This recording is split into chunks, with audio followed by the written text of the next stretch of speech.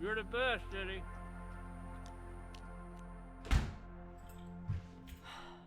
Douchebag.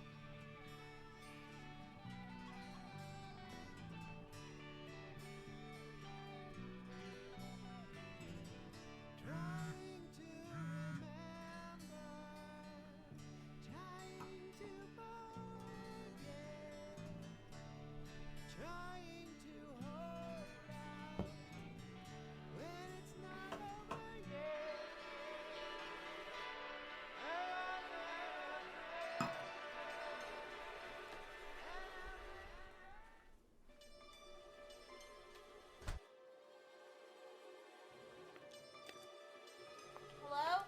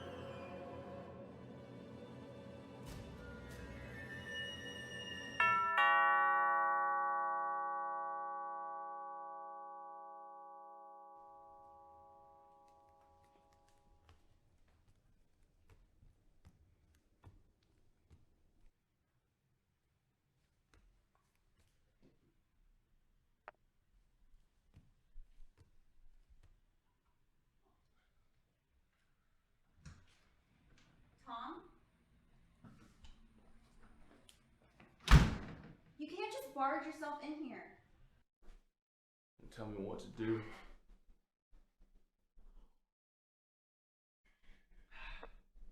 Why don't you care about me? Haven't I done enough for you? I do care. No, you don't. If you did, you wouldn't be at the diner with that Mark guy. Oh my gosh, Where I you cannot going? do this right now. It doesn't matter who I'm seeing. Where you going? Stop, you're hurting me. Hey! Hey! Give me a kiss. No. Stop. Stop it, Tom. Stop!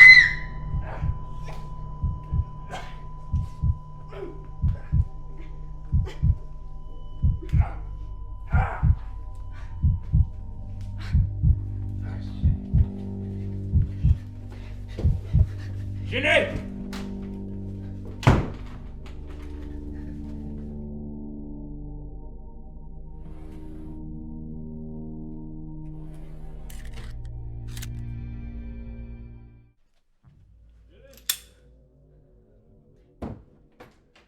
Tom, you got one warning. Walk away. Jenny, I'm sorry. Just let me in. We can talk about this. You just tried to rape me. No, I was just trying to kiss you. Now I wouldn't do that. Leave. Jenny.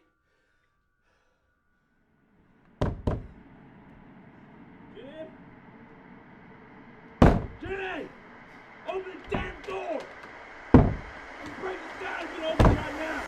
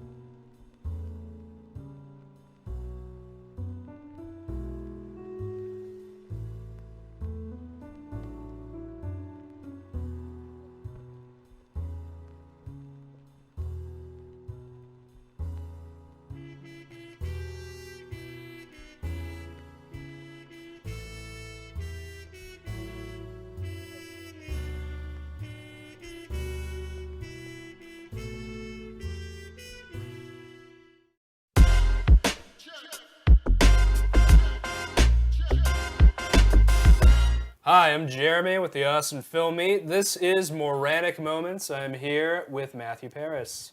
Matthew, how's it going? Good to be here. Good to see you, Jeremy. So what do you do in the Austin film world?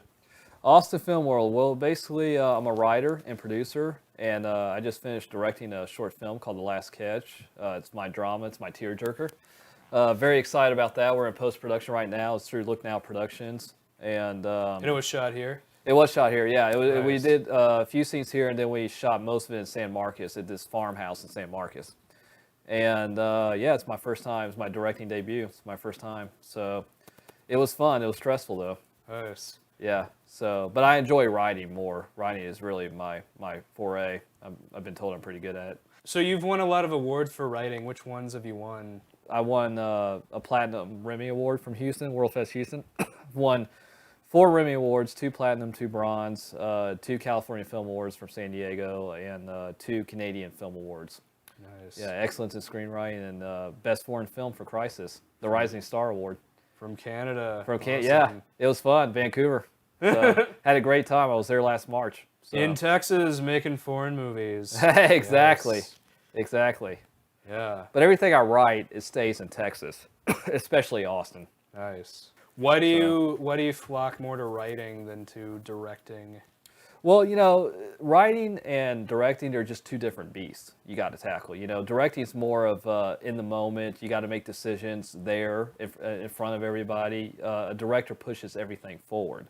Where a writer, it's a little bit more solo. You know, you're pretty much in a room, in a computer. You just lock yourself in there. You just go at it. You know, Yeah. you tell a story, and I really do love that. The fun thing is the first draft is the writer's draft. The first draft of the script.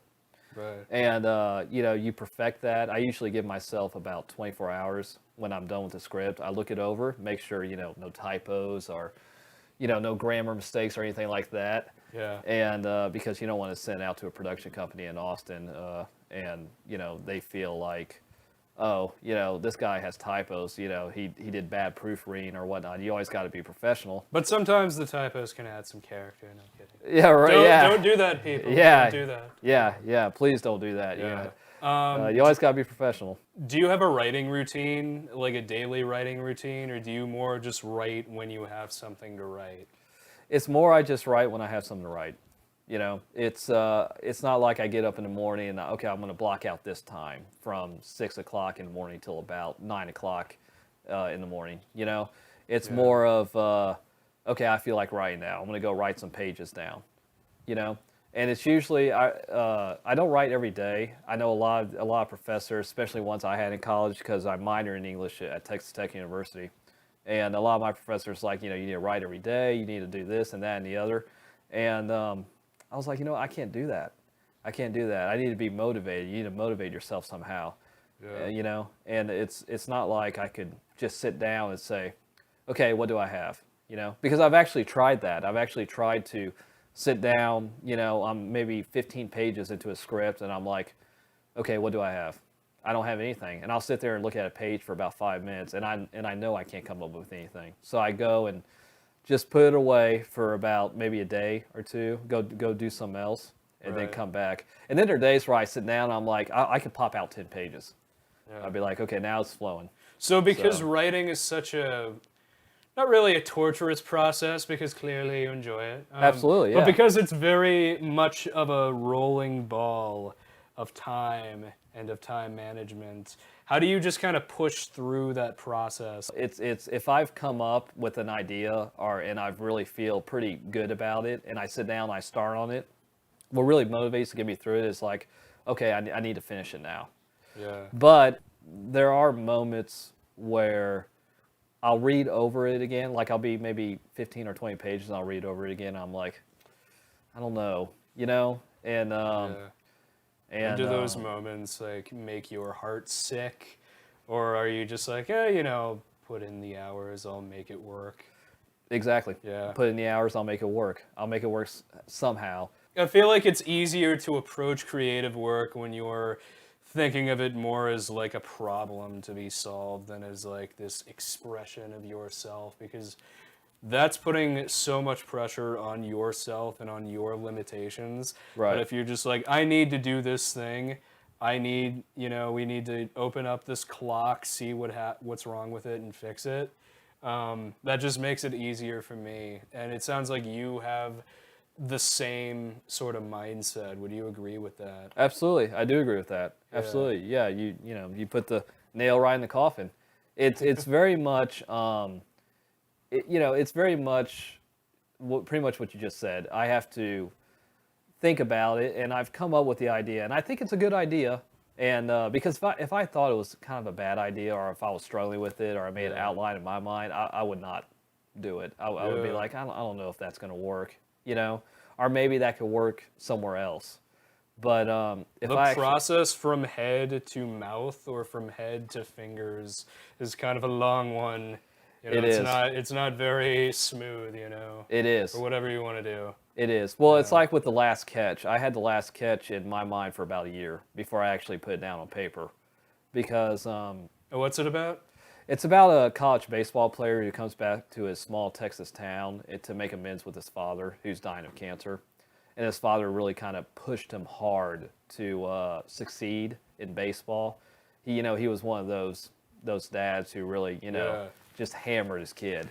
And, the whole background of the main character, Mark Sullivan, is that, when he graduated from high school, he went to college and he never really spoke to his parents again.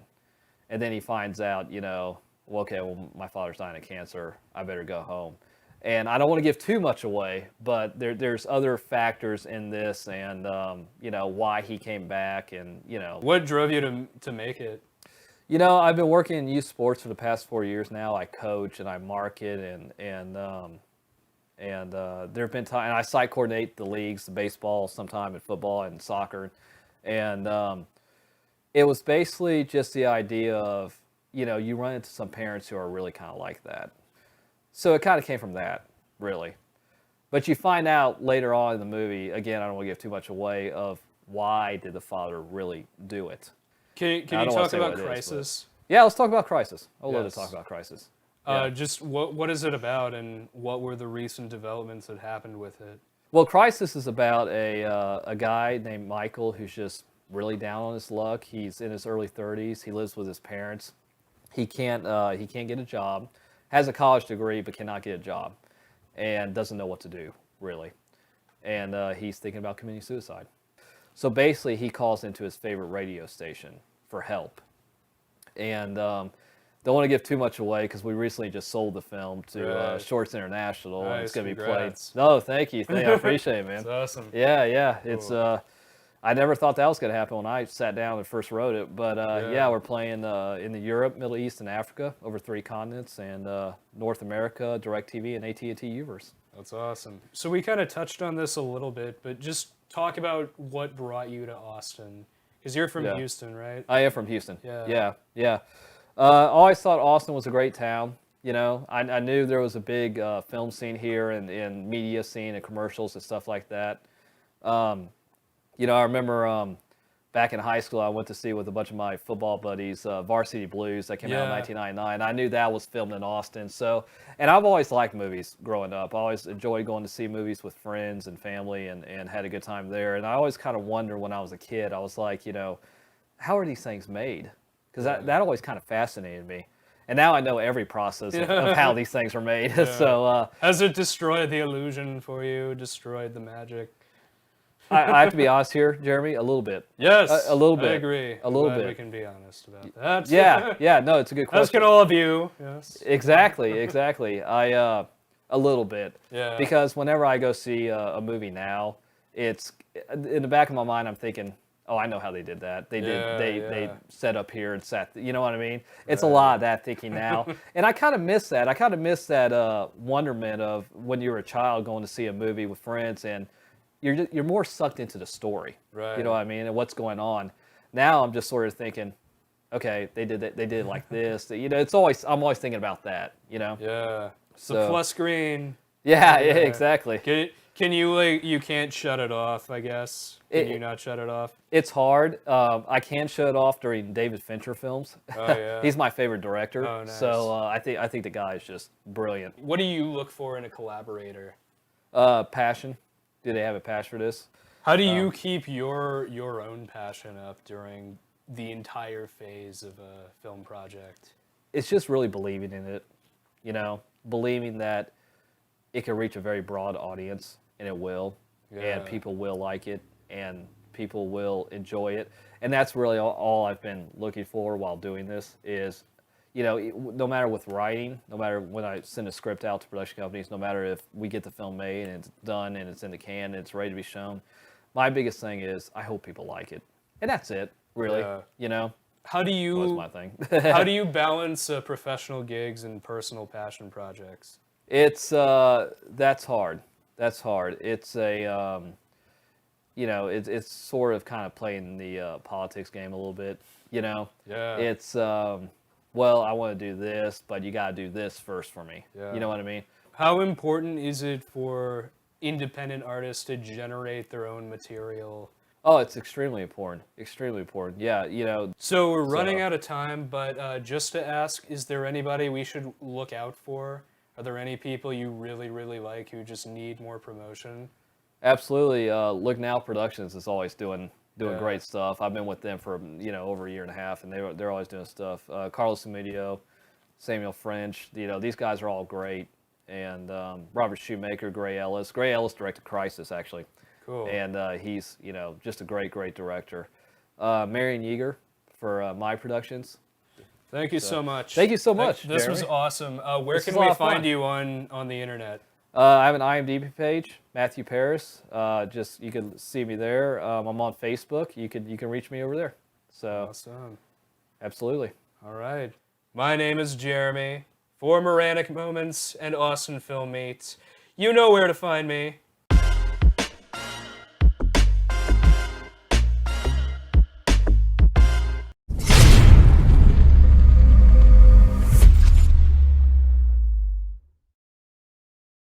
A young athlete wakes up in the morning. He or she is a big sports fan because of all the sports memorabilia in the room. Does mom and dad sign this athlete up for a church league or neighborhood league? Possibly. Or with the rise of competitive sports clubs in cities, mom and dad could choose this route as well. The young athlete is very excited to play no matter what league it is, and that's the point. Sports can build up your motivation and self-esteem. For more inspirational stories, read The Light That Shines Upon the Players, now available as a paperback and as an ebook on Amazon.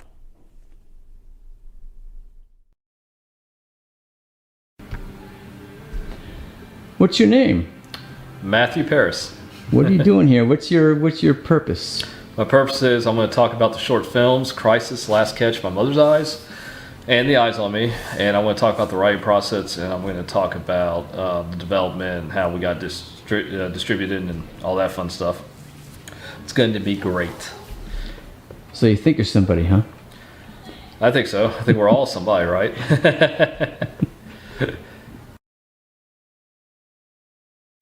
So Crisis was a movie I had written. I wrote the script back in 2010, and I had just moved to Austin in October 2008. And when I got here, I got involved in independent films, short films, and whatnot, just kind of having a good time. I ended up working behind the scenes for a movie called Distances, which was a feature independent film for Brandon Marshall. And I had a good time doing that. And after that, I started to do a short film for Marion Yeager and My Productions. And that was called The Good Samaritan. And I worked behind the scenes on that. That was a fun time. But how I came up with Crisis was I was laying down on the couch at home, watching television, channel surfing, whatnot. And I was kind of coming up with the idea of what to write next. And I thought, well, why not have a guy who's struggling at home? He's a single guy. He's in his 30s and doesn't know, he wants to have a job but doesn't know how to get a job or the process. He has no connections. And that's how it kind of started. And basically, there was a lot of things going on that I was seeing on television and books and stuff like that and articles that these college kids were coming out of college but they couldn't find a job and they were kind of depressed about it.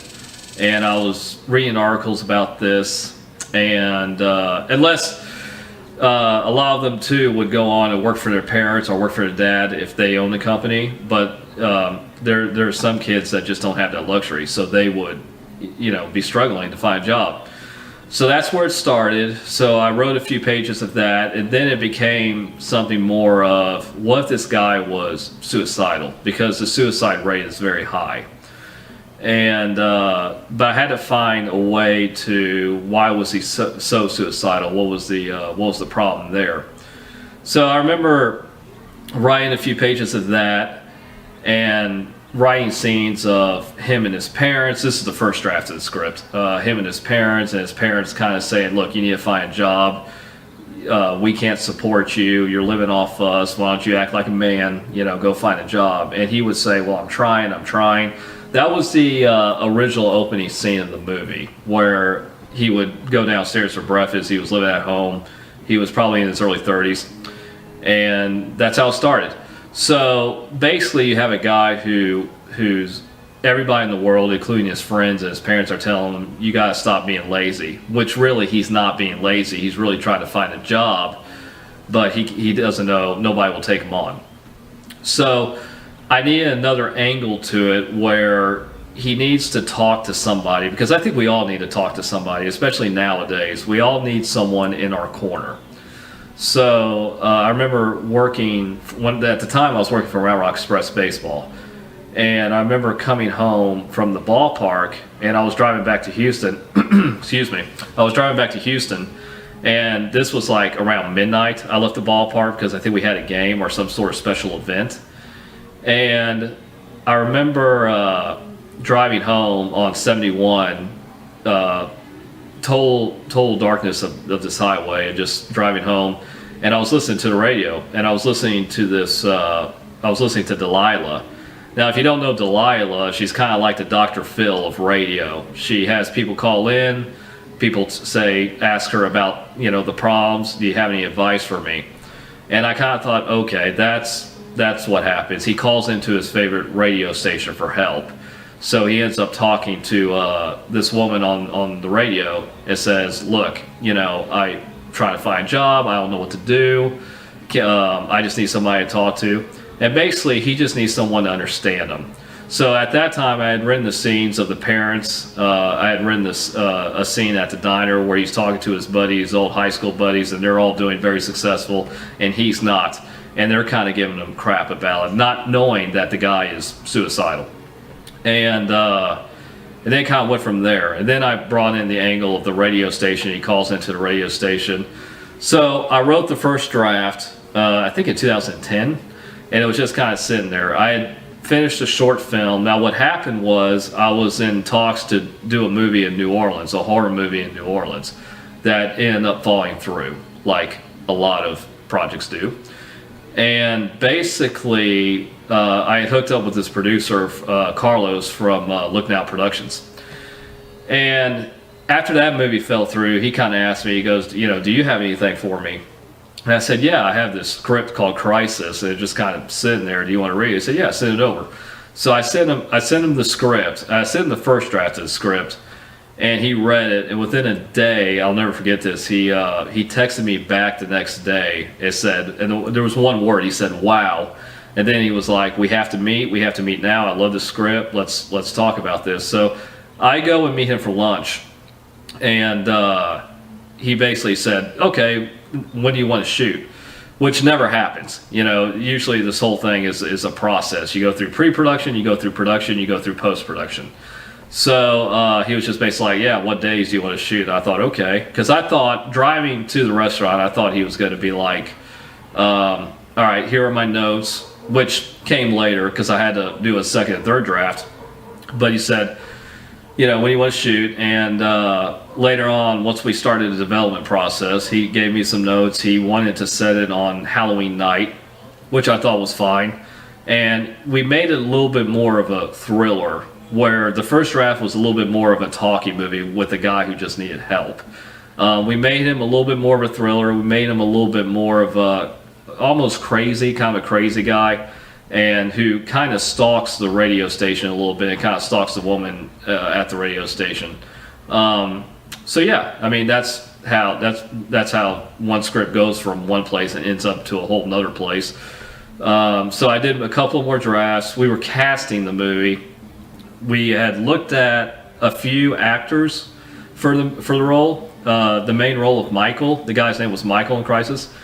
And a lot of these guys, and this usually happens with young actors, where these guys come in and they want to know the psychology of the character. You know, did his parents abuse him or whatnot? If you're playing a guy who tends to, you know, be a little bit out there and a little bit crazy.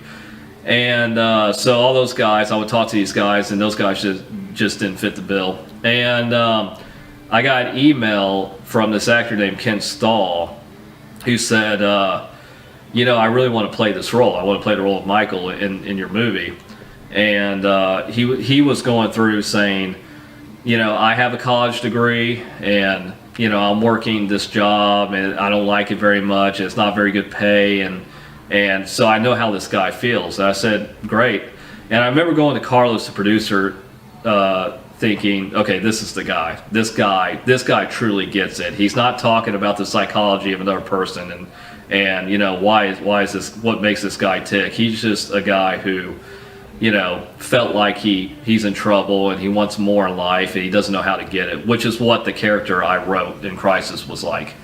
So we casted Ken. He did an audition. I think he sent it on tape. I saw it. The producer saw it, and it was great. So we casted him, and then we rounded out the cast for his friends, Shane Christopher, certainly David DeLisle, who's actually one of my favorite actors. He's one of the best actors I've ever worked with.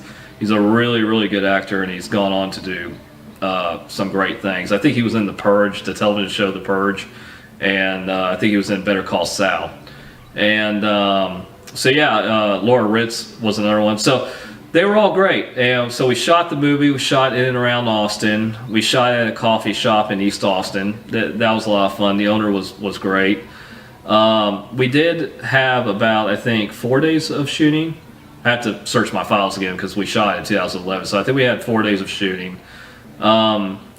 Yeah, I briefly show up in it. We shot at this music studio down in South Austin. I briefly show up in it. That's a funny story because when we hired the director, Gray Ellis, he had a few notes, and he basically, the great guy, he's a really good editor too, and he basically brought his own thing to it. And you know, I remember in the writing process, they were like, I was in a meeting and they were like, you know, Matt, we're going to put you in there. And at first I was like, no, I don't want to be in the movie. It's fine. He said, no, we'll put you in there. So I actually play a successful business guy who comes out of the office, and the guy is making fun of me. The main character is making fun of me. So, yeah, it was fun. You know, I didn't have any lines. I basically walked from point A to point B. But it was great. You know, I'm walking back to my car in the parking lot scene. But it was great. And so we shot the movie.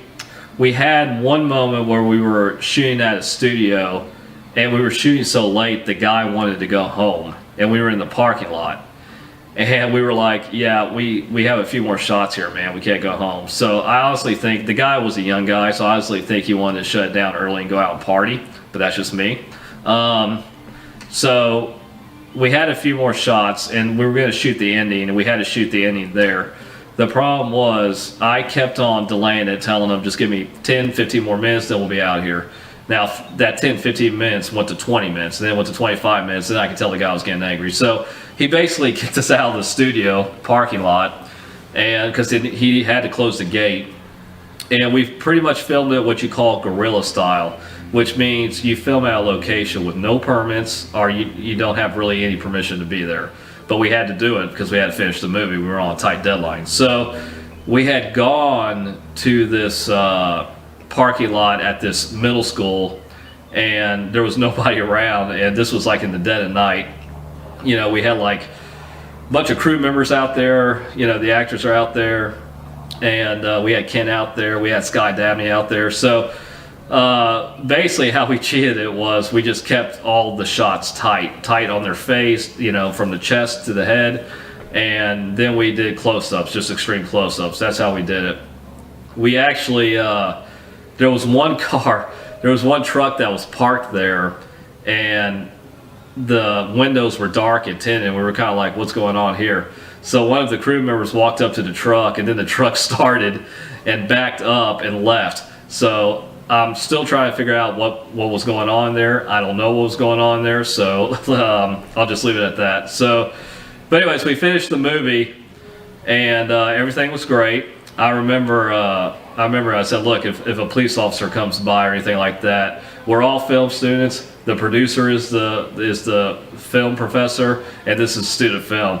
That was my story in case a police officer was going to come by. But luckily, no one came by. So we shot the movie, and then we were in the editing process. Now, the editing process usually takes a little while because you got to do a first cut of the movie. This is with no music. You probably add temp music to it. And because we had to hire a composer to do the theme for Crisis and do the music for the movie. So anyways, we're doing the editing process. We had a first cut. We had talked about doing a focus group screen at one of the theaters, but I don't think we ever did. So we all felt like we had something good. And then we did a couple more cuts. And then we had the premiere at this place called Juju's Photo Gallery in East Austin, which is kind of a cool place. You know, it was pretty awesome. We had a bunch of people show up. It was a packed house. That was kind of cool. One of my bosses from I9 Sports showed up because I told him about it. At the time, I was coaching for I9 Sports. And we got a big reaction from the crowd. After that came the process of marketing and distribution. Gray Ellis, I think, had designed the poster, which is Ken's face with the gun on it. And so we distributed the poster, we distributed it online. And then as far as film festivals go, it was, I usually take a little bit of a different approach as opposed to other producers. The producers came to me and said, well, let's take it to the Cannes Film Festival or Sundance. I don't usually like to do that because if you think about it, every filmmaker in film school and in the world wants to go to Cannes and Sundance because those are the two biggest film festivals in the world. So I usually go against that. I'm like, well, why not? I told the producers, why not go to smaller film festivals where maybe we could get an award, maybe we could build a crowd, a fan base there, and let's do that. So luckily they went with me during that time. Now, there are a few ways to market a movie if you're doing an independent film and keeping the budget low and you don't have studio backing or distribution yet. And it's different in every way. Now, there's marketing, online marketing for movies called Without a Box, which a lot of people used at that time. Which we didn't use it for that because I didn't want to use it for that because I had a strategy myself from marketing for I9 Sports and other sports organizations. So we basically, I went to this thing called Film Freeway, which I thought was a lot easier marketing strategy. A lot of filmmakers go to it to market their movies to festivals. So that's what I did. You put the movie up there with a password protected because you don't want to get it out there, and then you put the trailer up there, which is what we did. I basically wrote out a marketing plan saying, you know, here's who's in it, here's who wrote it, which is me, here's who produced it, here's who directed it. So basically, you set out to film festivals. And then we got to World Fest Houston. We won like the Platinum Remy at World Fest Houston. We got to a few other festivals. We won, I think, the Rising Star Award in Canada, Canadian International Film Festival.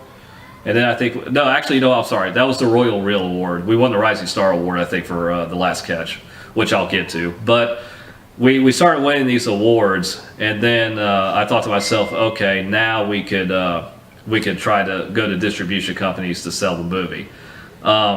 Sometimes when a filmmaker finishes a movie, no matter if it's a short or a feature, they just want to go straight to the distribution companies. And I was telling everybody, because they're overexcited, they had just made this thing and they want to try to get it out there. So sometimes they put the cart before the horse for whatever reason. And I said, no, let's take it to, let's build our audiences for film festivals first. So after we got about 2 awards, I knew we were in the driver's seat. And basically I said, okay, that's when we'll go to distribution companies. So basically I sent it, I think, to 2 distribution companies. I know I sent it to one in Germany, and they basically got back to me and said, thanks, Matt, but it's not for us right now, and we're marketing these type of movies. And I said, that's fine, that's cool.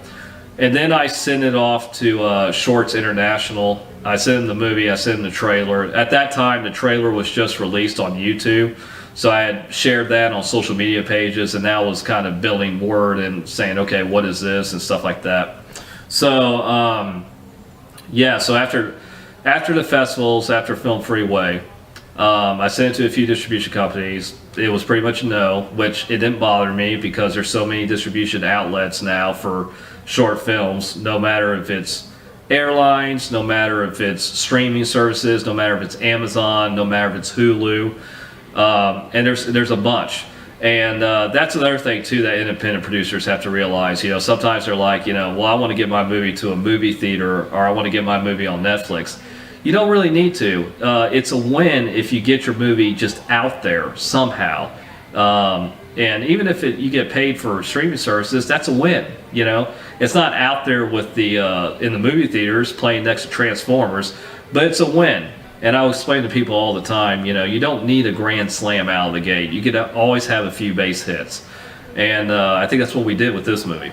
So basically, I sent the movie off to Shorts International. I got them the poster, I got them the trailer, and I got them the movie. And, a few other things too, like the cast and who wrote it, who produced it, directed it. So after about 2 months, I didn't hear anything. And I just kind of thought, okay, well, that one goes away. Let's just keep moving forward here because something's, bound to hit.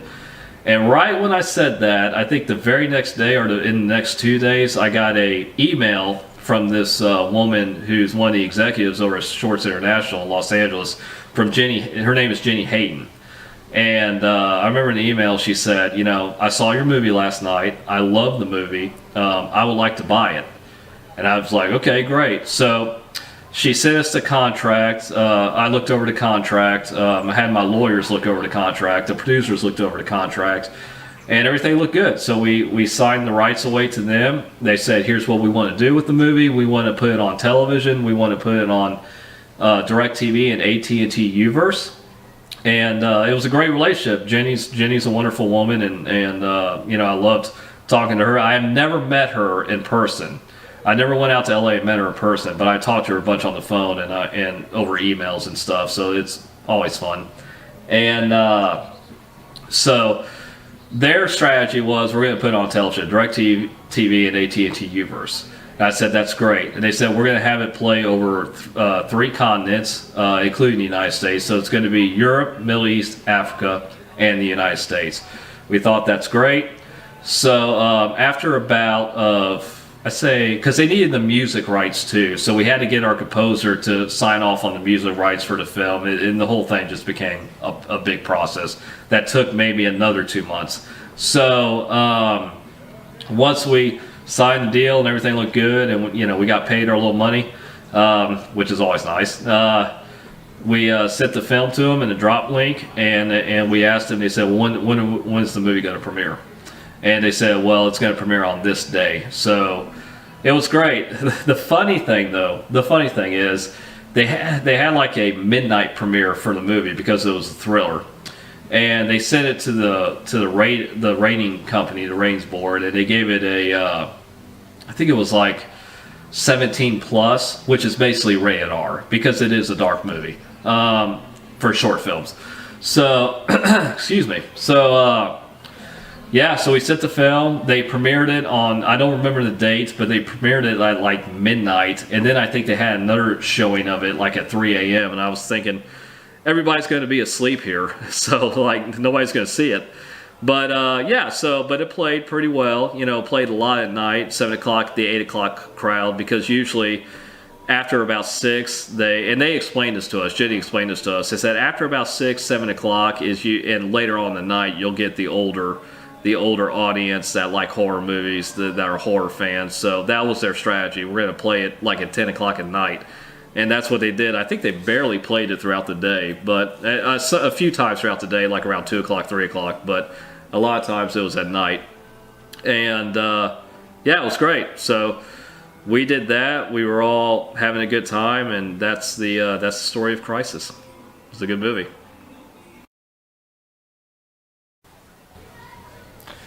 So how The Last Catch happened was I had that story in my mind for about a year before I put it down on paper.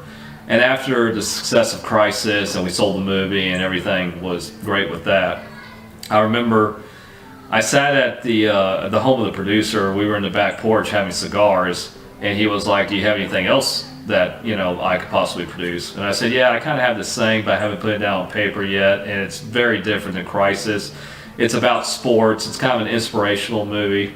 And he was like, "Yeah, well, you don't have anything on paper?" I said, "Yeah," but I basically told him the story. It's a father-son story. The dad has cancer. The father leaves his small Texas town, goes plays college baseball, but comes back because his dad has cancer, and he has to, talk to the father because they never got along, and he pushed him real hard to play baseball. And he said, "That sounds great." He goes, "When do you think you'll have a first draft of script?" I said, "Give me about 2 weeks." So I went off and I wrote. It took me about, I think, 4 days to write about, I think, 18 pages of that movie. So I think this was like 2012, 2013. So I always wanted to do a sports film. I mean, obviously I'm a coach.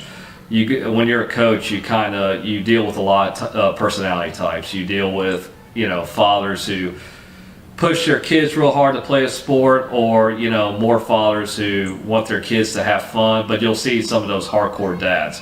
So I thought, okay, what if I kind of write about that a little bit. So I basically went off, and the movie was also very inspired by Field of Dreams, which is one of my favorite sports movies, which is about a father and son type story on the baseball diamond in Iowa. So I went off, did the first draft, and he said, "Okay, this is great, this is awesome." We were looking for a director to do it. I originally wasn't going to direct the movie. So as the script went around, I had done a few more rewrites. We had talked to a few directors. We had talked to a few actors, and a lot of them like it, but they couldn't do it because they were doing another movie and their schedules were not open. So this movie, other than Crisis, I mean, it took a long time to develop because I was doing drafts and we had to get actors who could fit the roles. So basically, we hired a director, and I remember he said, "Well, I want to do this and this," and then all of a sudden the guy it didn't work out because I think he wanted to do a rewrite and make it more this way, and we were like, no. So I remember being at I think it was Austin Web Fest, and I remember being at a party up there at the Omni Hotel in downtown Austin, and one of the actresses we hired, Joy, just said, "Matt, why don't you direct it? Just have you direct it." And then the producer, Carlos, was there and said, "Yeah, why don't you do it?" And at first, I never thought about directing. I didn't want to direct. I had acted in a few things, and I had worked as an AD or writing or producing a little bit, but I never thought about directing. And I thought to myself, okay, this will be an interesting challenge. I'll do it. So once they got me as director, we began casting the movie. Now we had already casted Joy as the mother, and Joy Lee, and she's a great actress. I mean, she was awesome. She was great to work with. We had scouted locations. We had looked at a few places. We had looked at the Cy-Fair area, I think, in Houston, and then we had looked at a bunch of houses around Austin. We needed much more of a rural kind of country setting because we had to have a small town feel from the script. So Carlos, the producer, had said, well, I have this friend who has a house in the country. Why don't we just go look at that? And her name was Jacqueline. She's a very sweet lady, wonderful lady, and still talk to her every once in a while. And so we went out to the house, and it really fit what we needed from what was in the script. Moving around the house because most of the movie takes place at one location. It takes place in a house, and it takes place in the field in the back of the house. So we needed those things, and that's what this house had, was those things. Plus, it was a great house. I love the house. And it was out in San Marcos, Texas. So we had scouted that location. We had secured that location, locked it down. We made the dates on how to when to shoot the movie. And so we locked that down. So things were starting to get easier as it progressed. Yeah, we had casted this actor at first. I think his name was Ryan. I don't even remember his name now. Haven't seen the guy in years, but I think his name was Ryan. And this guy fit the mold. He was like a model / actor. He looked like an athlete. He looked like a college baseball player. So, and he was very excited to do it. So we had casted him, and we had done like a photo shoot with him. We had done like, for the movie, we had done like certain things at the location. With him and Joy, who's playing his mother at the movie, in the movie, and we did all these photos with him and all these behind-the-scenes stuff and marketing materials to promote the movie with him. So I remember I emailed him, sending out something saying we're going to shoot on these dates. It's going to be great. You're going to do good. Just keep studying the script. And that night, I think it was like around 10:30 at night, he said, "Hey, I'm so excited. It's going to be great. It's going to be awesome." Now at this time, he was also at college. I think he was living in Houston. He was going to University of Houston. He was going to U of H. So yeah, but he said he could do the movie, and we signed him, and everything was locked. So he told me how excited he was that night. The very next day, he gives me a call. Or no, he doesn't give me a call. He sends me an email or sends me a text. I can't remember if it was an email or text. This was back in like 2012, 2013. And he says, Matt, I can't do the movie now. And I was like, what do you mean you can't do the movie now? We just did all this stuff with you. He goes, well, I'm going on vacation. We have this vacation time, and it runs right into the movie's time. And, my parents and I do this every year and whatnot. And I'm like, okay, how come you didn't tell me that, 2 months ago when we were hiring you and we did all this stuff, all this promotional stuff with you for the movie, announcing you as a lead actor. So, I honestly think he lied to me. I think somebody had persuaded him not to do the movie for whatever reason. I think it was that. So I think it was a lie. And I said, all right, man, bye. So I called the producers and told them what had happened. And the producers called him and kind of, said some derogatory things to him, I'm sure. And I heard it was kind of a shouting match. I wasn't in the room. So after that, we didn't hire him anymore. He was gone. The search was on for a new lead actor. That's when I think the same day that we talked about Ryan not coming to the movie, Carlos, the producer, had sent me a headshot of Bradley and Bradley Costas. So I met with Bradley. We were, I think, a week away from shooting, and Bradley seemed like, I think he had done like a video audition, and I saw his resume and headshot, and because I had to approve everything, and yeah, it was. I said, okay, he'll work. I need to work with him, but he'll be just fine. So from the day of shooting, actually, when this led up to the day of shooting, I remember. We were rehearsing. We went out to the house. I told everybody, here's what I want to do, because I was a director also.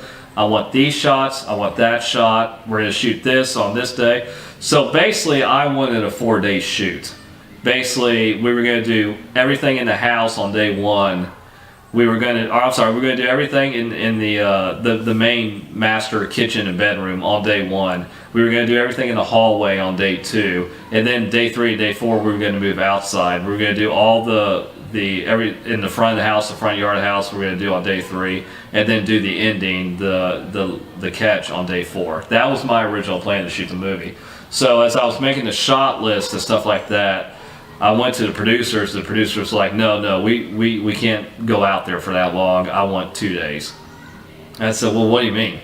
I was like, I need 4 days in order to do this right. If you really want a good movie. He said, no, I can only give you 2. And he never really explained why to me, which sometimes that happens when you're dealing with certain people. So so I got 2 days of shooting, and it was all kind of done very quickly.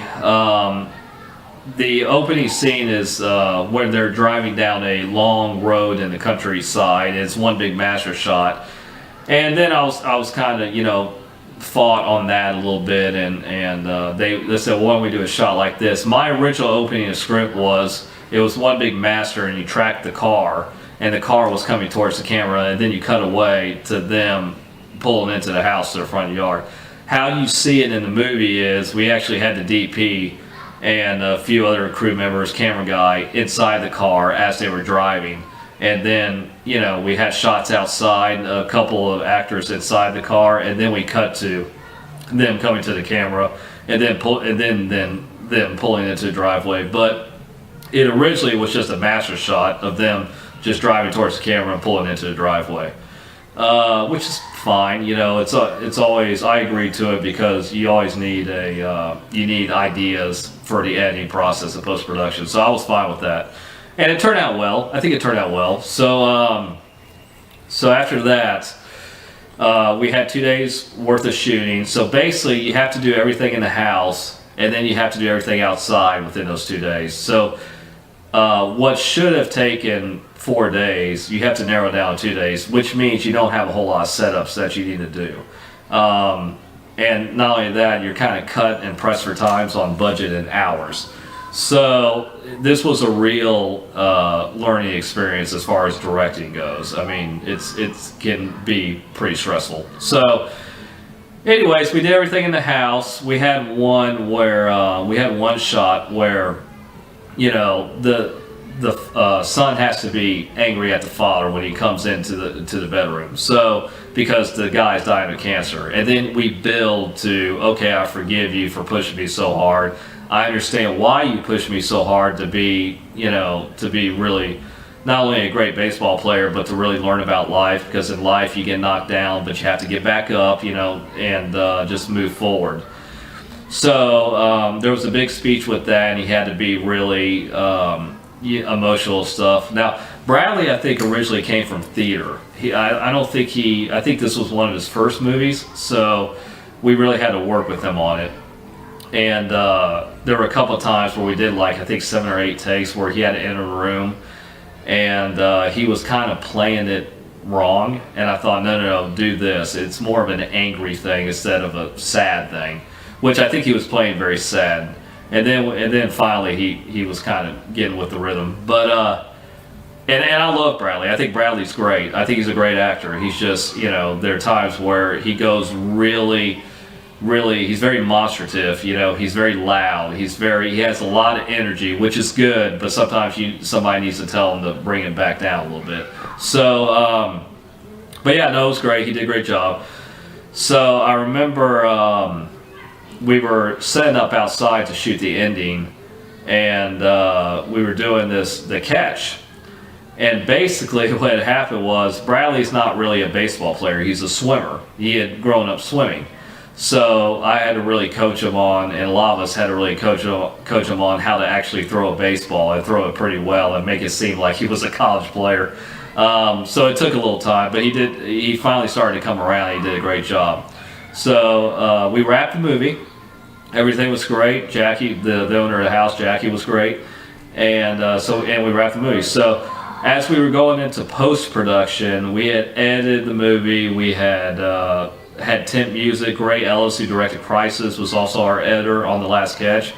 and he did a great job. And I went in there. I said, okay, I want this, cut this together, and this. So I was very dead set on my ideas and stuff like that. The problem is usually with movies, you're dealing with a lot of people, so it's almost like, okay, you go in, we want this, show of hands. It's very much like that, and it could be quite frustrating. So it's a very kind of almost like a corporate entity. So we had a first cut, which I thought was okay. It wasn't terrific, but I thought it was okay. And we had a focus group screening over at AMC Barton Creek here in Austin. And we did the screening, and after you bring people in to watch the screening, they fill out questionnaires about what they like and what they dislike about the movie. So they come out of there, and I talked to a few of them about it, and they said, we like the story. We think the story is strong. Some of the actors are okay. We didn't really like this and this. So it wasn't like it was high scores, and it wasn't like it was low scores. It was very kind of middle ground. It was very mixed. And, you had some people who liked it, some people who didn't like it.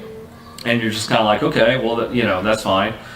So I remember we had the producers wanted to see it, and we had to turn in a first cut of the movie. And I remember getting a call after they watched it, and they pretty much said they don't like the movie, which was an interesting conversation. And they were like, okay, we need to go back and shoot some things. And I remember saying, I originally told you guys I wanted a 4-day shoot, and which they didn't like too much, but we got through it. So I think we ended up shooting. We shot some exteriors on day 3. We went back and shot a little bit of the ending. We went back and reshot the catch a little bit from different angles, and it turned out fine. And then we edited the movie together. And then I think we had I don't think we had any more focus group screenings. And we were going to have a premiere for it. We were going to try to find out, but this is what little faith some of the producers had in it. We didn't have a premiere for it. And I said, okay. So basically, the same marketing strategy and the same that I took with Crisis, I went to Film Freeway, built the marketing page on Film Freeway, and we went to film festivals first. We went to World Fest Houston. We ended up winning the Silver Remy. We went to Canada. We got the Rising Star Award. We went to the Digitalmation Awards, and we got nominated for, I think, Best Short Film Drama, and we actually ended up winning. So after all that, after the post-production mess and all that, and people saying they don't really like it, they don't think it's going to work, now we're winning all these awards at film festivals, and everybody's coming up saying, hey, we love that movie, we think it's great. And it's very different than Crisis. Crisis was more of a thriller, where this was more of the tear-jerker. It was pulling on the heartstrings a little bit. So, and that's what I wanted to tell. It was very much a drama. As a matter of fact, throughout the years, I've had people come up to me and say how much they really enjoy that movie, which is great to hear. So anyways, after all the film festivals, after we were getting all the awards, we were starting to set out to distribution companies. Now, of course, Crisis was with Shorts International, and Jenny Hayden had really spearheaded Crisis. I contacted Jenny, and Jenny was like, sure, send it over and I'll watch the movie. So I sent it over to her, not really know what she was going to say. Now, I told Jenny on the phone, I said, it's very different than Crisis. It's not a thriller. And she was like, Matt. She goes, just send it over to me. Let me watch it. I said, okay. So I think that day, or no, I'm sorry, it was the next day. The next day, she goes, this is great. I think this is fine. I think this works. I said, I'll buy it from you. So we went through that whole process again. I said, okay, great. So, we went through the whole process of contracts. We got paid our money. It was a flat rate. We had no residuals from it, but it was fine. And they said, we're gonna play it like we played Crisis, which is over 3 continents, including the United States. So Europe, Middle East, Africa, and the United States. And it was on television. That one played a lot more throughout the day because it was much more of a family movie. And it was great. I think a lot of people were surprised by that movie. Throughout the years, I've had people come up to me and say how much they enjoy it. It was a good movie. As far as directing goes, I have not directed a movie since then because I kind of had, Really, what it was I did not get everything I wanted on that movie, including a few shots, due to budget reasons, due to time. So I've not directed since. I probably won't direct. So, but it's fine. It's cool. As a matter of fact, the Utah, I think, Film Festival, I think their critics reviewed The Last Catch and gave it like a great review. Said it was a great movie. Said, really, it's an emotional punch to the gut, which is great. And yeah, because it deals with fathers, sons, and baseball, surrounding baseball. And I think everybody can relate to that in a way, because I grew up playing sports. All my friends grew up playing sports. That's how you built friendships. That's how you built a team. And to this day, I'm friends with a lot of my sports buddies. I still talk to them this day. So it's a really good movie, and I'm very happy with it. So yeah, it was awesome. So with the success of Crisis and The Last Catch, winning the awards and getting out there to the audience and playing on DirecTV and AT&T Uverse, of course, Looking Out Productions came to me and said, do you have anything else for us? And basically, I had just done a thriller with Crisis for him, which was kind of a dark movie. I had done The Last Catch, was the tearjerker one. So I wanted to do kind of my chick flick one. So I had come up with the idea of, what if you had a guy who was not the most popular guy in school, but he really liked this girl, and she was part of the popular crowd. She was the cheerleader. She dated a certain type of guy, and he was not that. He was, the science geek and whatnot. So basically, I came up with the idea of a love story where you have a mother who tells a bedtime story to her child about how her and dad met. So I went off and I did a first draft of the script, and it was called My Mother's Eyes. And basically, it was like I was really swinging for the fence with that movie. It was I was basically saying, okay, I want to do kind of a big budget love story. And I was probably a little bit naive at the time. And so I went off and wrote it, and I basically wrote a first draft of the script. And what had happened was, you had the mother tell the story to her daughter, a bedtime story to her daughter, about how her and dad met. So we flashed back to high school and prom night, and she was dating kind of the most popular guy who was also kind of a jerk. And he was kind of a loner, and they met on, they were classmates, but he had asked her to prom because she had broken up with the other guy, and she said yes. And all her friends were like, why are you dating this guy? This is not who you date. You date somebody like a Johnny who's on the football team or something. So yeah, I kind of started from there. The original setting was at the prom.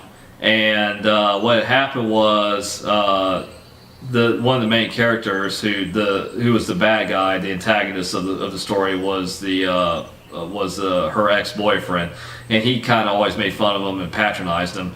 And he kind of stands up for himself at the prom in front of everybody, and they get into a fight a little bit, and it kind of went from there. So I sent the first draft off to the producers, and they all liked it.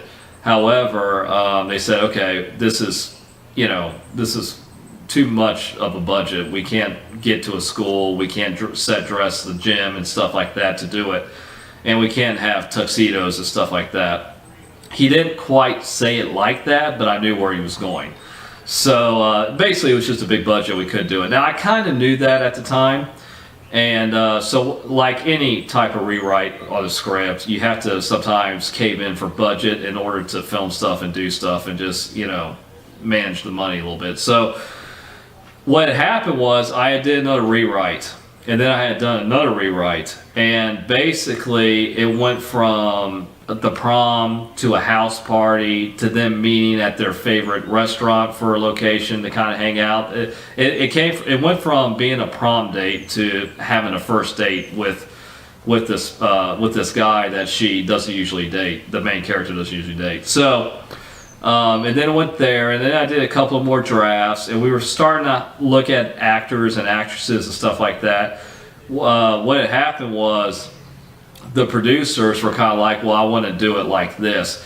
Now, these are the type of producers that like horror movies and stuff like that. They don't do lighthearted stuff. So they're like, well, we want to do it like this, and we want to do it like that. And I was getting kind of frustrated with the process. So after hiring a few actors and this and that and the other, and then they brought on another writer without telling me until after the fact to rewrite the script. And I read his draft, and it was way too much, of what I originally came up with. Of course he brought in his own thing to it, but it was just not the way to go. And I thought that.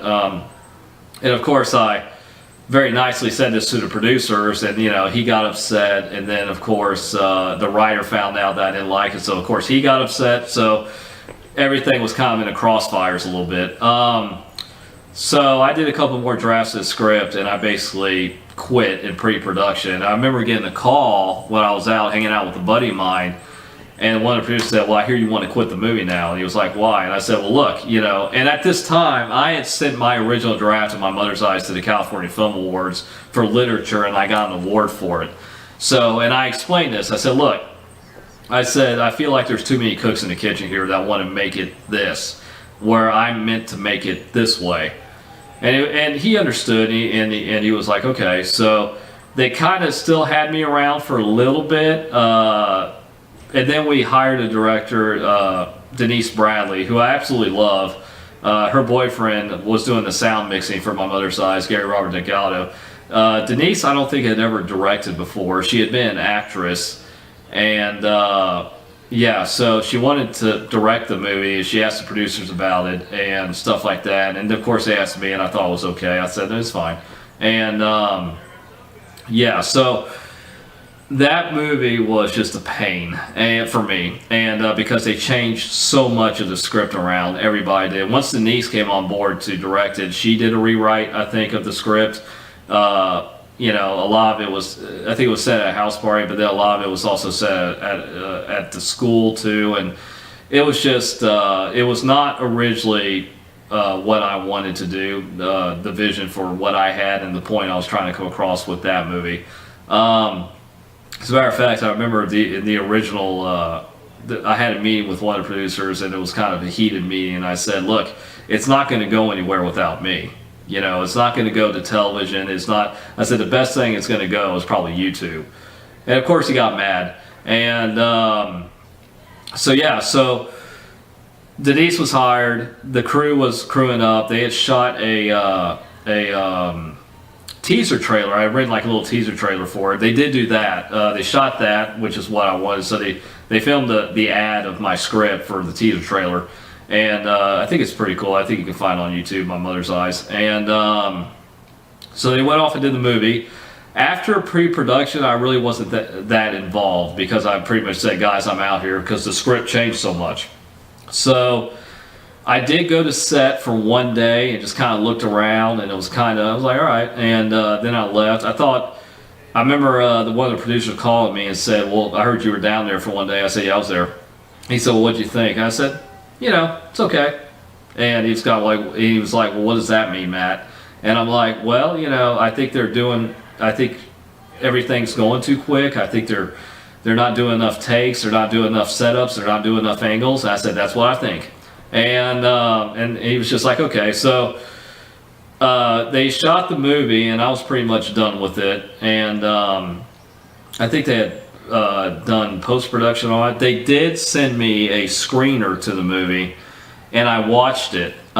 So some of it, and I think Denise is great. I love Denise, but I also think, she did a good job directing it. Some of the actors in it don't usually match, because Denise also played the lead of the mother, and then Alyssa was the high school, when we do the flashbacks of her in high school. She's a high school girl. So, and Alyssa did a great job, because Alyssa's a great actress and model and whatnot. So it was one of those things where some of the stuff didn't really match, and some of it when I was watching it didn't really make sense, which is where I knew it was going, and yeah, I heard the movie was on YouTube, and yeah, after I saw that movie, I just kind of said, well, you know, it is what it is, and here's what I think. It's funny enough, when I was doing stuff around Rock Express Baseball, Denise and Gary, her boyfriend, had gone out to a baseball game a couple times. I ran into her, and she pulled me aside for a second. She said, Matt, what did you really think about the movie? And I said, look, you did a good job. I just think there's I would have done it differently. And that's all I said to her. I said, you know, I would have done more setups. I would have done more takes. I would have done this a little bit more differently. I would have moved the camera a little bit more. Just stuff like that.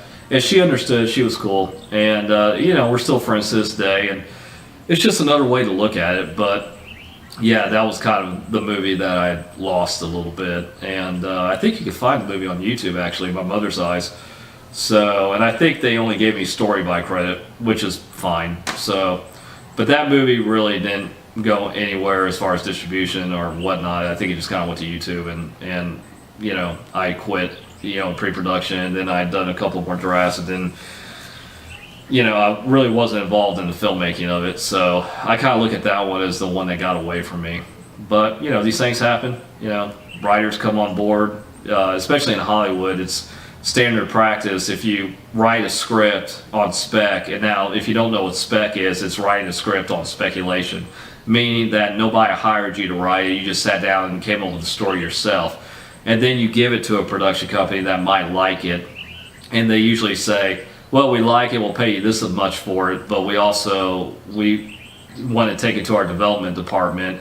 And then that's when sometimes it kind of hits you hard a little bit, because everybody and their mother wants to throw in their 2 cents on the movie. And this is what happened right here. Where on The Crisis and Last Catch, I had a little bit more creative freedom, and I was there the whole time. So yeah, that's the story of My Mother's Eyes. So after My Mother's Eyes, I had taken a break from filming. I had taken a break from film altogether. So I had not written in a while. I went off and wrote a couple of books over coaching, because that's what I did. I had left I Sports. I had gone off to coach soccer for FC Westlake. I had just stuck to sports. I was a program director for Austin Sports Academy for a little while. So that's what I was doing. I wasn't really doing anything film-wise right after My Mother's Eyes. So I think 2 years had gone by, and I met these brothers, Zane and Devin Van Cleef from Abrilio Films, and they had just moved to Austin, and they had done a short film that I watched. I was really impressed by. I thought it was really, really good. I thought it was really artsy, kind of dark a little bit, but I thought very well made, as far as like the visuals and lighting and sound and all that stuff, and the direction of the movie. So I had met these guys and hung out with them for a little bit and really got along with them, and you know, I told them I had written stuff too, and there's a bug in here. I told them that I had written stuff too, and basically they said, oh, well, that's great. Have you had any produced movies? So I think they had seen Crisis, and I think Zane had bought one of my books. He bought The Light That Shines Upon the Players, because at that time I had written 2 books.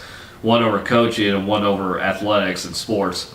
So one of the brothers, Zane, actually bought the book, and he read it, and he said, man, you're a pretty good writer. And I said, thanks, man, I appreciate it. I also think he read a couple of the articles I wrote for the sports column and whatnot. So he said, you know, would you ever consider doing a screenplay for us? I said, sure. I said, I'll come up with some and do one for you guys. So I came up with a movie called The Eyes on Me, which was a thriller. It deals with kind of stalking and not really being a good guy and dating and stuff like that, and what happens if you get obsessed with a woman, and where does that go? Because I had with the whole Me Too movement and everything, there was I had a friend who had gone through a few sexual harassment experiences and domestic violence and whatnot, so I kind of wanted to talk about that a little bit. So basically, I'd written a script. It took me about 2 weeks to write it, and gave it to them. And they said, okay, this is really good. And I heard back from them after 3 days saying, okay, we'll do it. And they had notes too, and I met with them, and they were the nicest guys. I mean, really the nicest guys. They even told me, I think it was Devin who told me, who said, you know, we haven't directed anyone else's script, so this will be a nice challenge for us. I said, that's great, man. That's awesome. So this was one of the easiest movies to film, and I had a great time on it. It was very, very different than My Mother's Eyes. The idea was we had a scout location to a house. So I had friends who had houses in Pflugerville, in Round Rock, and I think Hutto. Yeah, Hutto. So we had scout locations at these different houses. And I went to two of my friends who I used to work with out at the ballpark, and I said, and they knew I had written movies and done movies. I said, hey, you know, we need a house. How about I think your house would be perfect. How about we set up a location scout, and I'll bring the filmmakers and producers stuff. And she said, that's great. So we went to the house, and directors loved it, and the producers loved it, and I loved it, and I thought, yeah, let's film here. Now, the majority of the movie is shot there, with a few scenes out on the street. So in the development process, in the casting process, I got my first choice, which was great. It was Tara Davis, which, you know, I wanted somebody who was very much the girl next door, and I think she fits that really well. But also, you know, she's beautiful. She can walk into a bar and probably guys will look at her and try to hit on her and pick up her. So I thought she fit real well. I actually made a list of the 5 actresses who I knew really well and who were doing commercials and stuff who could probably play that part. And she was the top of the list. So I remember sending her the script, and she read the script and she goes, I really, really like the script, and like it, you know, it affected me emotionally and stuff like it, because I think she had some issues with dating and stuff like that. So yeah, she said yes to it. She met with Devin and Zane Van Cleef. They thought they were great, and yeah. And then the guy who was the stalker, the antagonist, that was a little hard to find, because there's a scene in there that kind of where it's almost a kind of a domestic violence scene in there, where he kind of pushes her and stuff like that. And there was a lot of actors we went to who didn't want to do that after they read that in the script. So that was a little harder to find.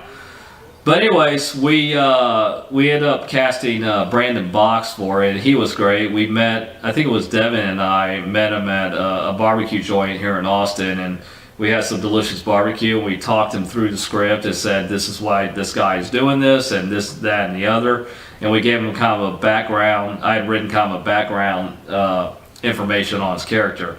And he agreed with it. He was great. I think he had just done a commercial. I think he did a commercial for Office Depot or Office Max or Staples, I think. I think it was an office supply store.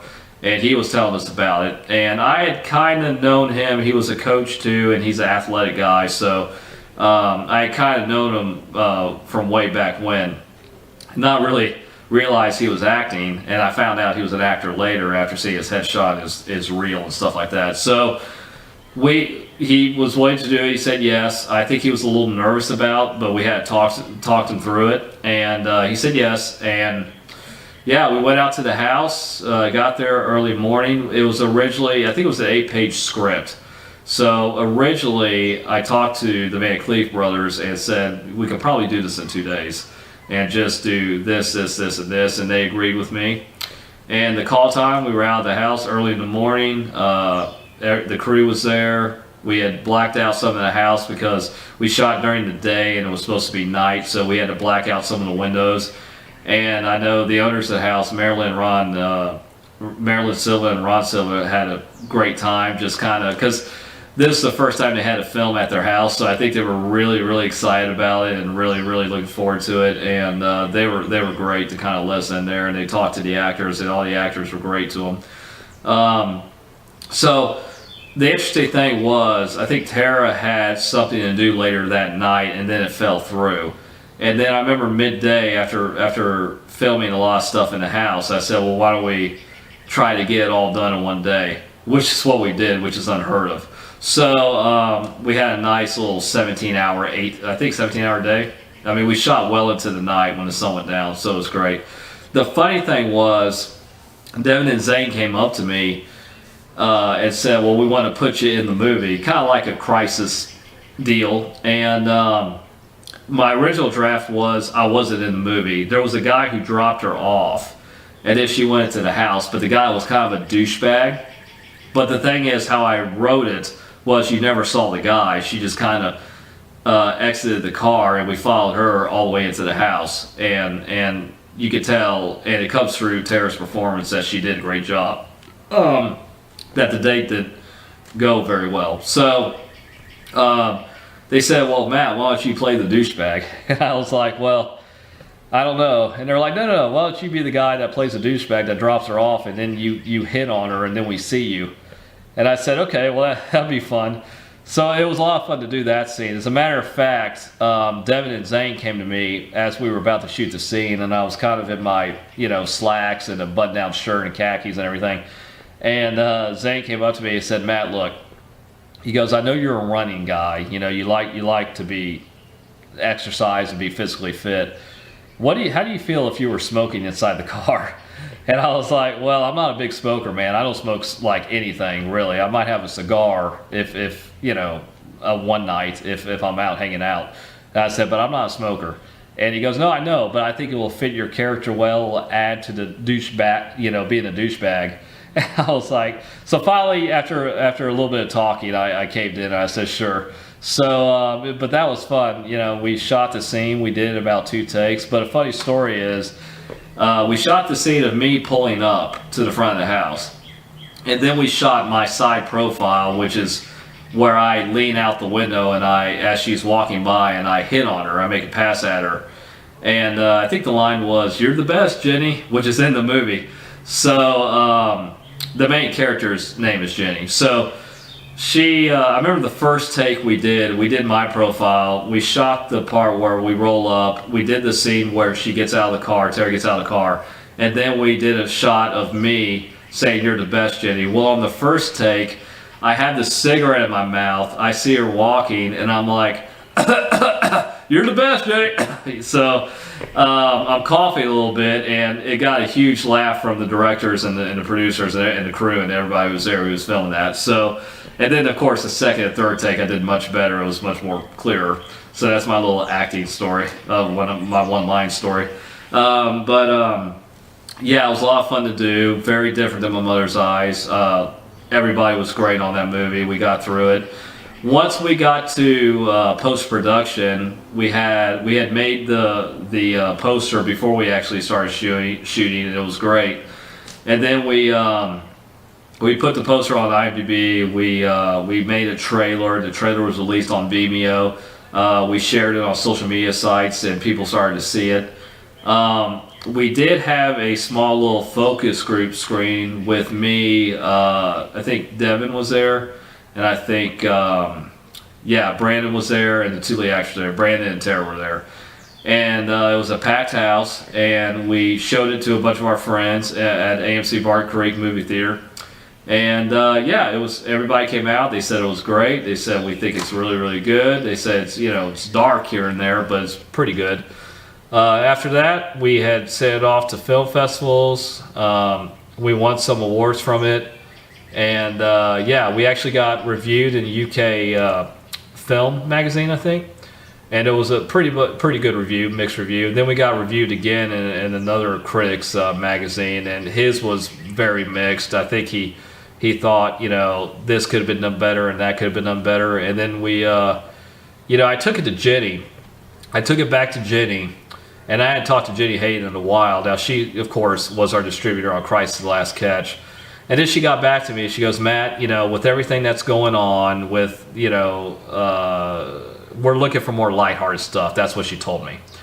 And I said, not a problem. Don't worry about it. So she said, I'm going to have to pass on this one. I said, okay, well, it's not a problem. So, but then we got a distribution deal after winning a few awards from the Independent Short Film Awards and the X-Indie Film Awards. And we got a streaming service distribution. So we're not on television, but we're on streaming services. I think on Exurb Film. and it's a paying service. So you just go on, click on the movie. If you're a subscriber and paying, then you can watch the movie. And I think the movie is pretty good. I think it holds up nicely. I think I've had people see it say they really, really like it. I remember I had one woman who came to me who watched it and said, "Yeah, no, that happened to me once," and I think it's very real. I think it's a good story, and she thought it was really good. So it was quite a fun film to make for it being a thriller. So yeah, that's The Eyes on Me. It was a good movie. So with these four short films, they were all fun. I had a great time writing them. I was lucky enough to have producers and directors interested in them to film them.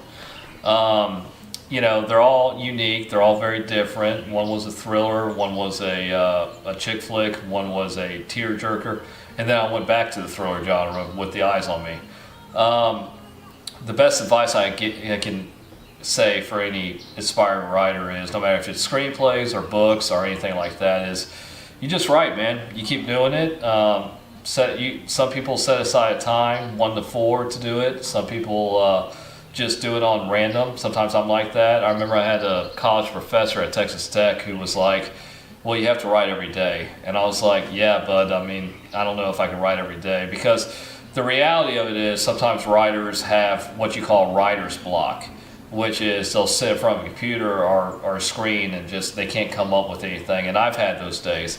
I've had those days where I've sat in front of a screen and I can't come up with anything. So I'll take 2 days off, and then I'll have days where I sit in front of a screen and I can write 10 pages. When you're telling a story, make sure you live life. You have to be able to live life. You can't just lock yourself in a room all day. Go out, hang out with your friends, have a great time. Go swimming. Go for a run. Go to a baseball game. The biggest thing about writing is you have to be able to observe people too. Observe what's around you, because that's how you build characters, and that's how you really build emotion within the character. So just be aware of your surroundings. Have a great time. Keep moving forward with it, and you'll be successful at it. Now, if something doesn't hit right away with something, the greatest thing is there's always something else. So the best thing to do is just not get frustrated, just keep moving forward. So yeah, I think that's what everybody needs to do about now. So this is Matthew Paris. I'm signing off. You guys keep writing, make those movies. I'm sure they're going to be awesome. Get it out there, because I'm sure people are craving movies right now and good stories, especially in times like these, just to kind of make them laugh, make them have a good time, something they can watch with their family and just have a great time. So I'll see you guys later. Take care. Bye.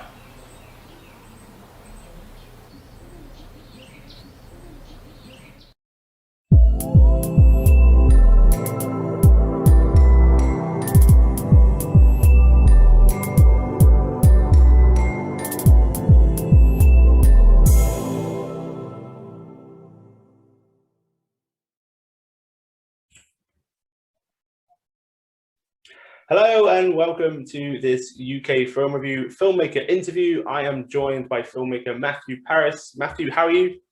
I'm good, Chris. How are you? I'm very well, thank you. Whereabouts in the world are you right now? I'm living in Austin, Texas. Oh, fantastic. And how is it down there? Is everything, is it still very post-apocalyptic, or are we a bit more settled now? People are settled now. It's things are starting to slightly open up. I'm going into grocery stores now, and they're picking up the 6 feet, thing on the floor where you have to stay 6 feet. So they're picking that up. So yeah, things are slowly but surely going back to normal. How's everything in London? You're in London, right? Yeah, I'm in London, and everything's okay here. Same as before, really. Actually, we're quite good at staying away from people, if I'm honest. The whole 6 feet rule was already in place. We didn't know. Yeah. The only thing that's been obviously a bit sad has been that the cinemas have been closed, but they are starting to open now. Are the cinemas open where you are? They are, yes. They've been open for a while. They do take safety protocol, though. There's an AMC I go to here in Austin, so they're slowly starting to get back to normal. They've taken up, a lot of stuff, but I think they're still continuing to wear the mask until they hear from corporate. And I think the idea is, I was talking to GM Kelly the other day, and I think the idea is they're not going to allow the customers to wear masks anymore, but the employees still have to wear masks. So slowly but surely things are going back to normal. Fantastic. It's great to hear. And then in terms of your own filmmaking then over the last year, what have you been up to? It's been busy. I just got done working on Walker, Texas Ranger. It's a remake of the Chuck Norris series. So I did that here in Austin. It's shooting in Austin. I play in one of the episodes, I play a villain. So that was my first time playing a villain. That was a lot of fun. So that's on the CBS. CBS Studios is doing that. Jared Padalecki is Cordell Walker. Oh, wow. And, after that, as far as my own personal projects go, I'm in post-production for a movie called The Place That Bonds Us. And that movie has to deal with today's time. It very much deals with if something is sent on social media and your friend gets emotional about it, how do you deal with that? And so it's definitely about that. I don't want to give too much away, but it's about that. So it's going to be fun. We're in post-production on that now. And you're the writer on that. Were you directing as well? Was someone else directing that one?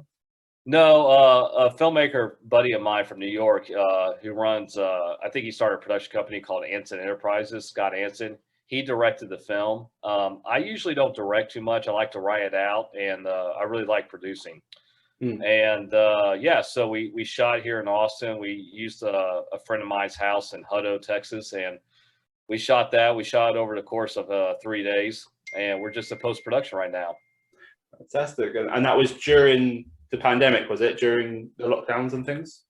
It was. We started shooting that in the fall of 2020. So usually around October.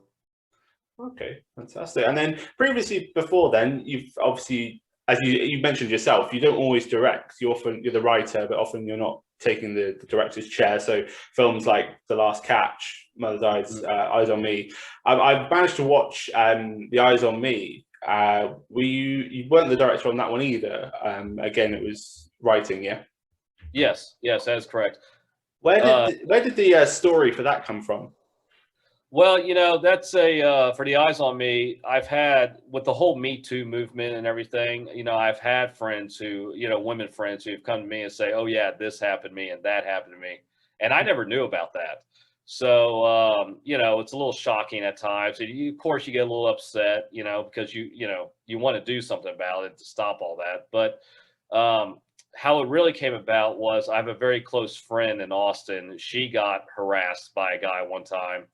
And of course, I confronted the guy about it. He got all up in my face and everything and stuff like that. But it kind of came from there. I'm like, you know what? I need to write like a story about this. So I went out, I typed it out. It took me about a week. It's a short film, so it took me about a week. And I went to Devin and Zane. Now, I've written a couple of books, and Devin and Zane, who are local filmmakers in Austin, they've done, short films themselves. They've done a few commercials here in Austin. And I pretty much went to them and I said, hey, I got a script. Would you mind seeing it? He goes, yeah, we'll take a look at it. So they looked at it and they got back to me within 3 days and said, all right, we want to direct this. And I said, okay, great. And they said, when are you looking at start shooting? And I said, probably sometime in the fall of that year. It was probably 2016, 2017. Actually, it was like 2017. And we location scouted. We looked at a house, a friend of mine's house, back out in Hutto. And because the whole thing takes place in a house, as you know. And what was interesting about that was in the opening scene, I'm also briefly in the movie. I'm in the opening scene. So I saw you in the car, right? yeah. So basically, I wasn't originally going to be in it. How it was written in the first draft was you never saw the guy. We shot from the angle of the yard and the street, and she gets out, and then she enters the house, and then the guy speeds off. You never saw the guy though. The directors, Devin and Zane, came up to me. I think it was Zane. He came up to me. He said, hey, we want to put you in there. Why don't you just play the guy? And at first I said no. I was like, no, I don't really want to do that. And he said, no, we're good. It's going to be great. It's going to be great. We'll get coverage of you and everything. So I gave myself one line, as you saw, which was "You're the best, Jenny." So I made the guy to be kind of a real douchebag. And of course, I'm smoking. They asked me, they're like, Matt, I know you work out and run and everything, but we want you to kind of, have a smoke, have a cigarette in the car, and have a good time with this and everything.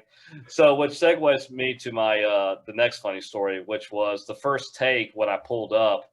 I had to roll down the window, and it was, I had to say my line. The only problem is I started coughing right in the middle of saying my line. So we had to do a couple of takes of that. And what was interesting was right before we shot the scene where I pulled up, our main actress, Tara Davis, was like, well, I'm allergic to tobacco. So I'm literally, putting down all the windows and everything, trying to blow the smoke out the window and stuff. I'm like, oh. So it was a fun project. It was a fun project, Chris. Oh, fantastic! And obviously, you mentioned that you producing is one of your hats, and you also act. So, acting-wise, obviously, that was a fairly limited role. But the stuff on Walker that you're doing now, is acting something that you want to do more of, or is it just something you kind of do as and when it comes along? It's something I kind of do is when it comes along. There have been times where I've read stuff and, I've had the directors or the other producers say, hey, we want to put you in there somewhere. And usually when I do it, it's usually a very small role. I don't play the lead. I really don't want to play the lead. I'm more of a behind the scenes guy. Producing is a lot of fun. I like the pre-production part of it. There's a lot of people who ask me, okay, well, what does a producer do? And basically the short form of it is I just say, well, a producer oversees the entire project. They hire the director, they hire the cast, they hire the crew. They put it all together to make sure they're going to try to get the best product out there as possible. So, and what does that mean? They work on the budget sheet. They work in the office. They set up the location scout. They get film permits to shoot at the location scout. They hired a security team to block off the street if you guys are doing an outside team, just stuff like that. Now, if you're really low budget and you make an independent movie, you may not have all that. So you need to focus really on the permits. I think focus on the permits and focus on the locations and just let the community and the neighborhood know what you're doing. And that's about it, and most people are pretty cool. Small towns, shooting in small towns it's much easier than shooting in a city, a big city. It's there's a lot more you can control in a small town, and usually the community in small towns love that stuff. So they will come out, get ready to get apart, don't they? They're ready to. If you need someone, I'll jump in. Exactly. Yeah. So we did that with the place at Bonza's, Chris. It was like we had a flashback scene where we have a bunch of kids playing football. So our executive producer who lived in that community, we shot like around a park around her community. And she set out on the community board how many, hey, we have this scene coming up. We need people, we need kids, where it's kind of a hangout scene. And the response was overwhelming. Like I was hoping maybe like 2 or 3 people would respond. Everybody was like, oh, no, we want to do that. So it was fun. It was a good time. So I hear that question a lot about producers, what is it that they do? And one of the things that people who do it talk about is the fact that they're with the project a lot longer. As you said, you get to do pre-production, you're there during the shoot, and then you're also afterwards, you're there. So especially if you're writing the piece, then maybe you want to have a bit more involvement with those aspects. And then also, once the film's done, you're talking about releasing as well. And getting the film out there. What can you tell us about your strategy when it comes to sort of releasing films? So I've sold 2 short films for international distribution. They're playing on DirecTV and AT&T Uverse. That was Crisis and The Last Catch. And we also sold The Eyes on Me for online streaming. So basically my strategy is this, and I've had many arguments with other producers about this, because they have their strategies too, and I understand that. But usually what I like to do, well, first, me coming from the world of sports, you kind of think in strategy. I grew up an athlete. I played sports all my life. So you're already kind of thinking of strategy. But when it comes to a movie, no matter if it's a short or a feature, usually what I like to do is I like to go to producers, and I'll tell the cast about this too. I said, okay, here's the plan. I'm going to send it to this festival, this festival, this festival, and then I'll start looking for distribution companies. Sometimes producers will, after a movie is done, will say, okay, now let's send it to distribution companies. I don't really like to do that, Chris. My strategy is no, let's send it to a few smaller festivals. Hopefully we'll get an award. And then once we get about two film awards, we'll be in the driver's seat to then send it to distribution companies. Now, I know every filmmaker in the world, not just in Los Angeles, and I'm sure not just in London, but in the world, likes to take their movies to Sundance or Cannes Film Festival. And it makes sense. Those are the two biggest film festivals in the world. So in part, it's probably a dream for them, which is fine. But you have to understand those are the two biggest film festivals in the world. So every filmmaker wants to go there. So why not maximize your chances to send it to a few smaller festivals, hopefully get an award, and then send it off to distribution companies. Now, in the case of Crisis and The Last Catch, or most likely Crisis. Crisis was a movie. It was my first short film. My plan was we sent it off to World Fest Houston. We got an award there. We sent it off to another film festival, and we got an award there. We got an award, I think, at the California Film Festivals in San Diego.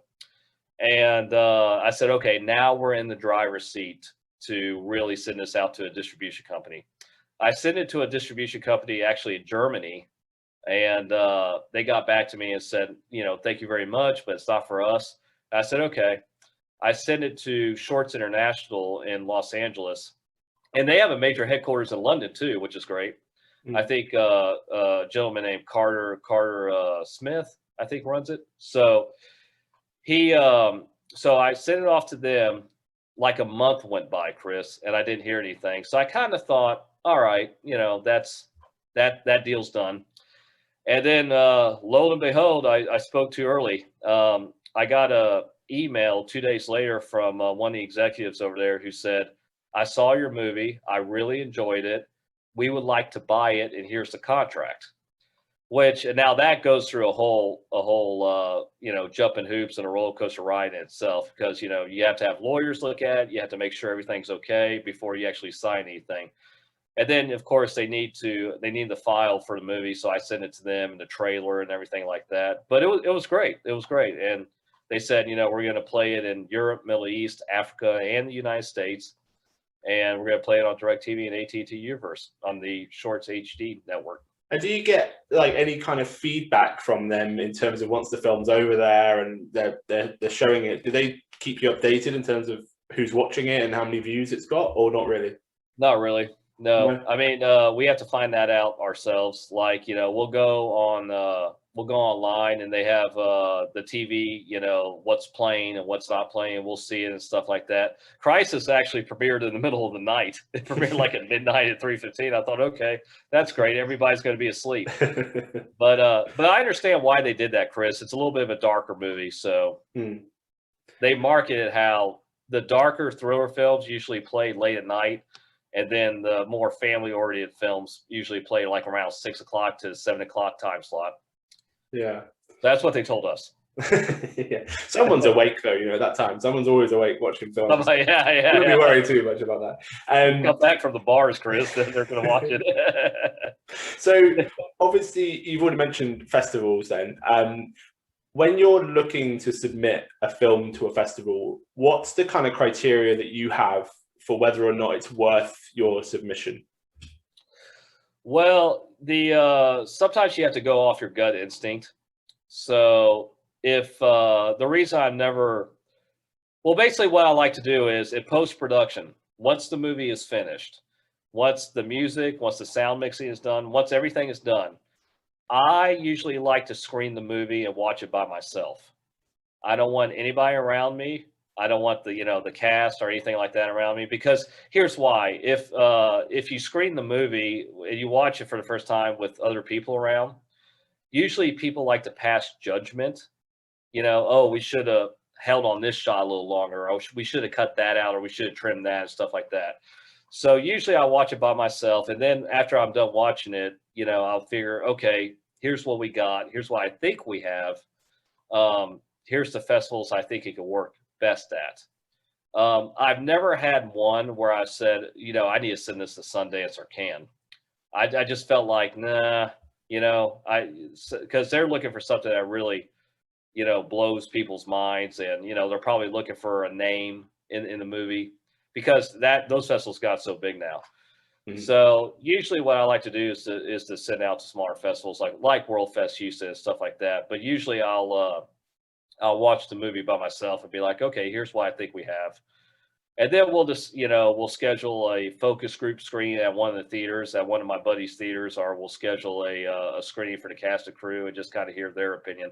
And that's when the opinions start flowing, and you'll hear everything. You'll hear from we'll love it to, oh, I think it was okay, which is fine too. It's their opinion. Yeah, I mean, it's interesting because obviously we're UK Film Review, so we review a lot of these films, and partly what we hear from filmmakers is they come to us because they don't want the feedback from those around them, especially people that are involved in the film, because they're too close to it. They're too close to the information. They can't give, obviously, an unbiased review. And then also friends and family, it's the same. That they're not really going to properly lay into it unless they've got a problem. Not that that's what we do. We don't come and try and rip it apart, but actually getting that kind of neutral third party opinion often then helps them to sort of say, okay, yeah, we got this right, or maybe that didn't work for some people, that's okay.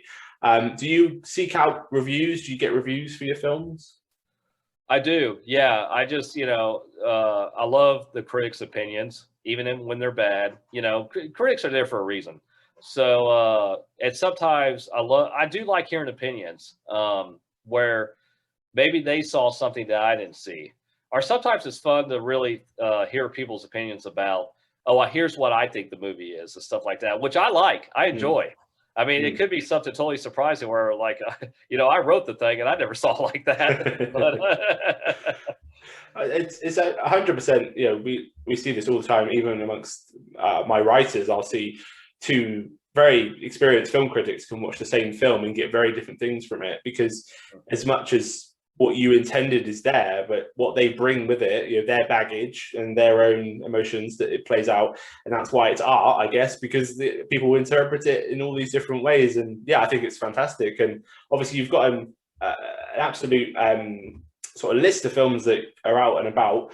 I know that The Eyes on Me was on Vimeo, but can the other films, are they still available on those platforms that you mentioned? Or where else can people see your films? So, Eyes on Me is on Vimeo. The Crisis and The Last Catch was on the Shorts HD network. It was a 3-year deal, a 3-year contract. They'll say, we'll pay you this much to, show the movie. It was a flat rate. A lot of times I get questions do you get royalties every time it airs? No, I don't. It was a flat rate. I wish I got royalties. I get royalties from the books, all right. But yeah, so it was a 3-year deal, and once the 3 years is up, the rights revert back to me. Now, sometimes with distribution companies, some filmmakers think, I'm just going to sell it. It's going to play forever. That's not usually the case. Some distribution companies have 5-year deals, and they'll say, okay, we're going to show it on airlines. We're going to show it on, pay-per-view. And, yeah, so I mean, but you gotta understand what you have. Sometimes when if you have a darker movie, you're gonna want to go to a distribution company that shows a thriller or a horror movie or dark films. I seriously doubt they're gonna show a thriller on an airline with kids and parents and all that stuff. Yeah. They're gonna want probably something more family friendly. That's why you see a lot of short films become comedies. They do a lot of comedy short films in film schools. People who are just trying to make movies, they'll do short comedies. And usually when you graduate to a feature, sometimes that'll be like a drama or a darker movie. But yeah, so distribution companies, it varies. Sometimes it's a 3-year deal, which is what ours were. Sometimes it's a 5-year deal. Sometimes I've seen companies they need short films in Japan. They'll do a 7-year deal, and they'll say, okay, we're going to play it overseas. We're going to do it here. Our deal was we just play it on television, and with no airline play or pay-per-view or anything like that. So, and obviously there's different deals for territories and exclusivity. Is that so?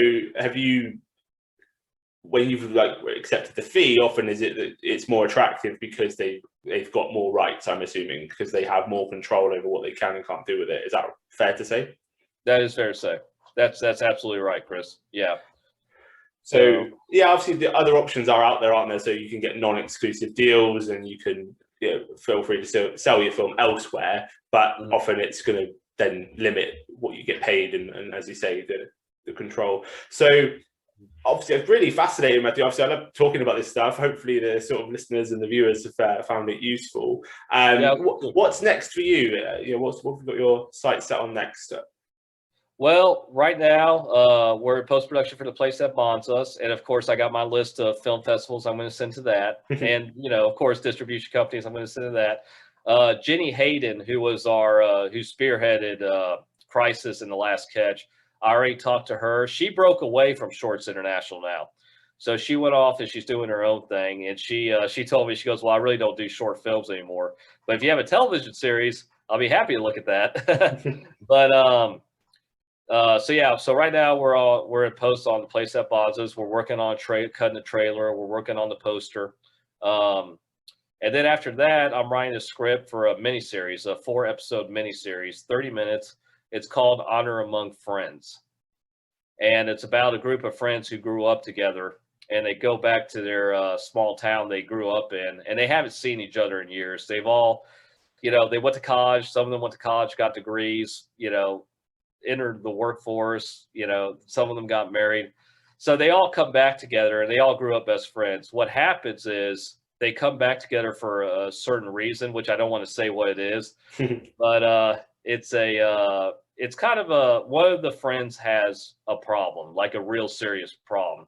So they really tried to save him and stuff like that. So it's a 4-episode miniseries. So I'm writing that right now. I'm almost done with the pilot. I have a few actors committed to it. I have a director committed to it. They asked me, when are we going to start shooting this? I said probably in the fall. So I just need to finish the pilot script. just that bit, yeah. So, yeah. Well, Matthew, it's been an absolute pleasure to talk with you on this interview. Thank you so much for your time. Really appreciate it. Absolutely, Chris. I had so much fun talking to you. My pleasure. This has been a UK Film Review production. We'll see you again soon. Absolutely. Take care, guys.